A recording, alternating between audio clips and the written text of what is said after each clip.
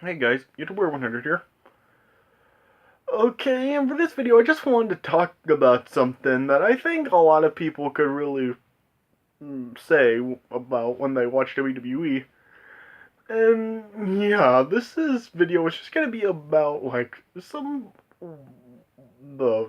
what are the most traumatizing moments in the WWE to you? Because yeah, throughout the years, I mean, especially like whichever era you really grew up watching, there were like things that really just happened that were just like really dark, and as a kid, that could probably traumatize you. I mean, there really has been a lot of elements like this. Really, when it's happened to like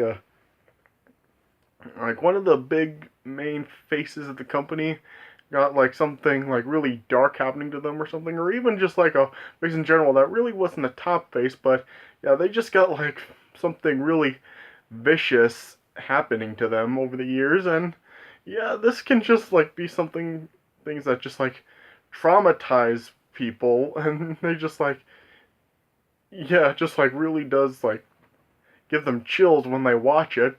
I know this happened to me a lot growing up. But yeah, there were just some segments in the WWE that really did like end up traumatizing me growing up. I mean, yeah, some stuff was just like really did give me chills watching. And so, yeah, I just wanted to ask you guys like, what are your what was the most traumatizing moment for you growing up when you were watching the WWE? So yeah, I'm gonna have like a playlist in the description box of just some traumatizing moments throughout the years in WWE, and I'll just go through some of them.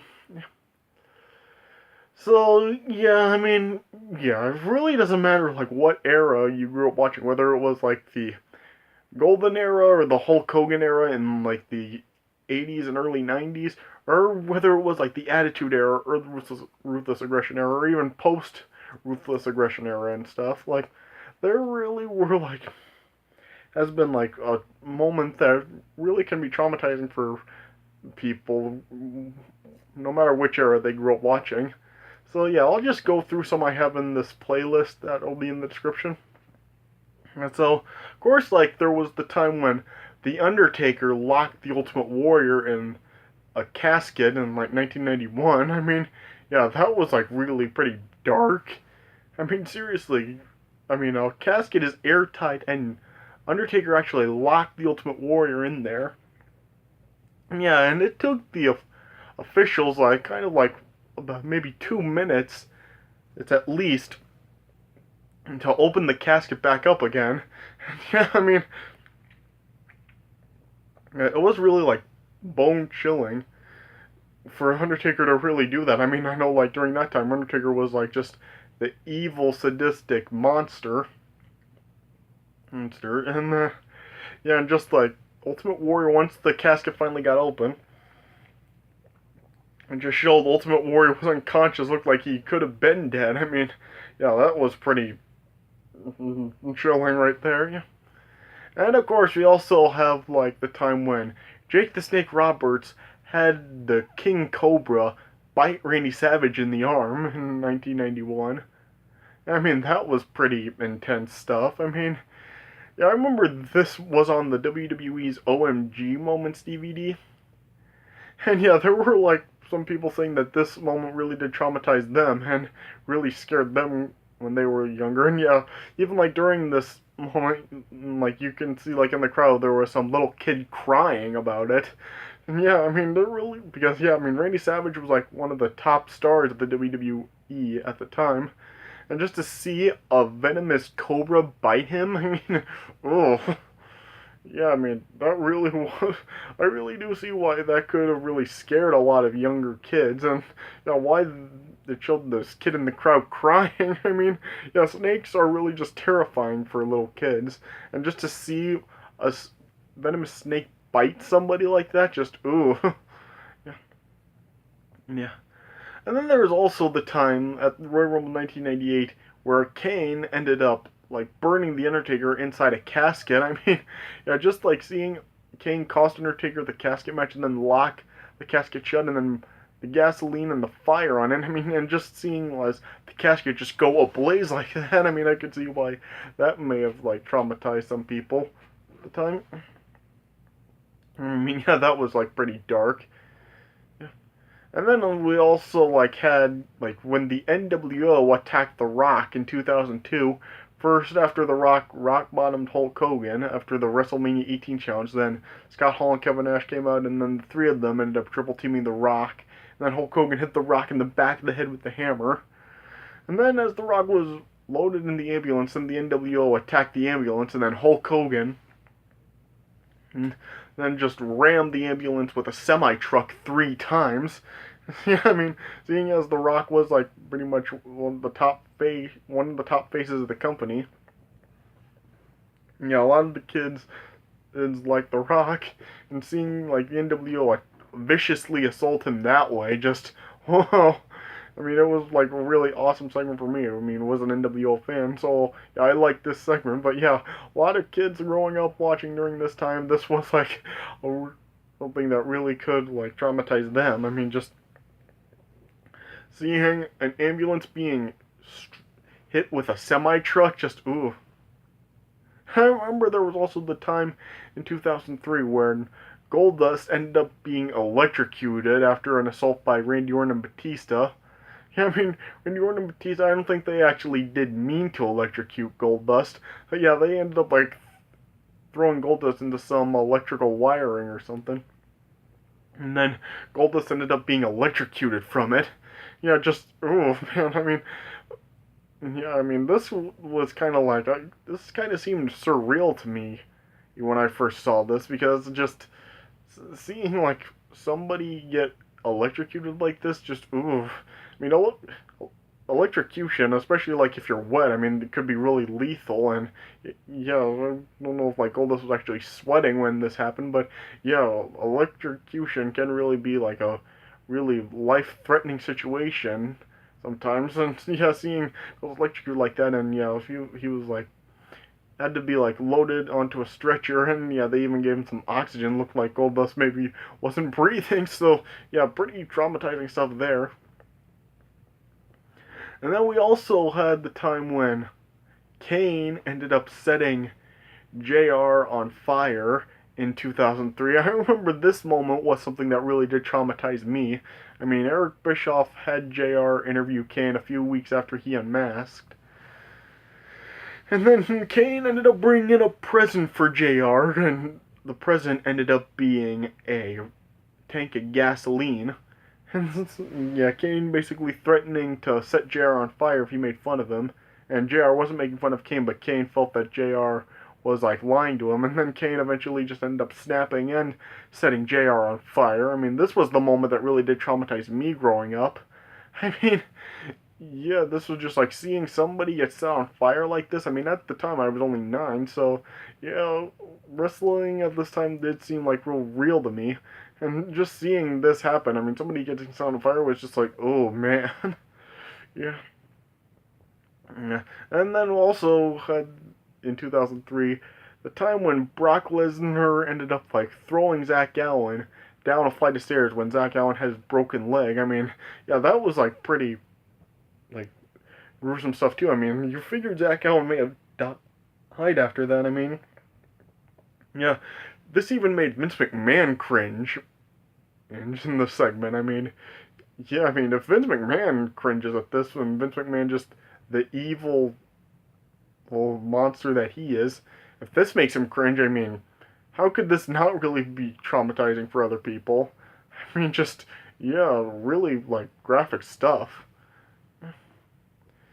And then there was also, like, in 2004, the time when, like, there was, like, a SmackDown Live event in Eddie Guerrero's hometown, and Eddie Guerrero was celebrating with his family, including his mother, and JBL ended up attacking Eddie Guerrero in front of his mother, and then JBL ended up, like, causing Eddie Guerrero's mother to have a heart attack. I remember just when I watched this, when they showed it on SmackDown, I remember I was just kind of like just watching it kind of speechless, because, I mean, I just really didn't know what to say about it. Just, yeah, I mean, just seeing a older woman have a heart attack, I mean, I know like it wasn't real, but you figure that it could be real considering her age. So yeah, kind of like yeah, I see how that could really traumatize people. And also in 2004, there was at the Great American Bash, and there was like that concrete crypt match with Undertaker against the Dudley Boys, and Paul Bearer was like in a glass con a glass crypt or stuff, and Paul Heyman was slowly filling it up with cement. And then eventually, like Undertaker, after he won, he was just telling Paul Bearer he had no other choice, and then Undertaker filled the rest of it up, and I just like heard Paul Bearer screaming and it filling up completely. Just yeah, when I first watched it, I was just like just sitting there speechless. I didn't say anything, didn't do anything. I just after I watched it, I was just like yeah, I was just like doing that for like a little while. I just really didn't know what to say. Just like ooh. Yeah. And then we had that moment, like, was it in 2005? There was the time, like, when Matt Hardy had just returned and went after Edge. I think, like, this count connected in with, like, the real situation going on after Lita was cheating on Matt Hardy for Edge. And then Edge and Matt Hardy were brawling, and then they eventually just brawled and fell off of the staging and into, like, the electrical wiring and stuff. Yeah, just looked like both of them were just like completely unconscious, and yeah, even showed like Edge's face, and Edge was like worried about his like neck that he had already had surgery on before. And yeah, just like it showed like how like Edge could have possibly been paralyzed after that, and Edge was kind of worried about it. And yeah, just like kind of traumatizing stuff there. And we also had the time in 2005 when Randy Orton was like tried killing the Undertaker by driving him through the Tron and the SmackDown staging. Now it was like in when Randy Orton knocked Undertaker out with by hitting him with a crowbar and stuff, and the Undertaker was lying on Eddie Guerrero's lowrider, and then Randy Orton backed it up through the Tron, and then there were just like a bunch of explosions and stuff with Undertaker back there. Yeah, I mean, it was like obviously it wasn't real, but yeah, you could just see just the sight of seeing like Undertaker being unconscious in a place where there's like huge explosions. I mean, yeah, that couldn't like that was like kind of traumatizing. And yeah, the last one I have in this playlist is like that time in like early 2009 when Jeff Hardy was supposed to be a guest on the Cutting Edge with Edge, and during Jeff Hardy's entrance, there was like the pyro piece of his entrance, and then yeah, the pyro just ended up going off like and exploding on Jeff Hardy, and just yeah, it just ended up like basically having Jeff Hardy be scorched by his pyro. Yeah, I mean, this was on the OMG moment DVD too, and you can even see like there are people in the crowd kind of like just holding their mouths and not knowing what to say about it. And yeah, I mean, I just really was kind of confused about when it first happened too. I don't know if like didn't know if like Edge was responsible for what happened or if it was like a legit mistake. He can like this legit happened to Jeff Hardy, so yeah, kind of like showing stuff there too. And so yeah, those are like the moments that I have in the playlist that'll be in the description below. And yeah, if there aren't any traumatizing moments that you can think of that I have in this playlist, let me know what you think some of the most traumatizing moments in the WWE are, and let me know what your let me know your traumatizing WWE moments. Yeah, because it just it can be in any time.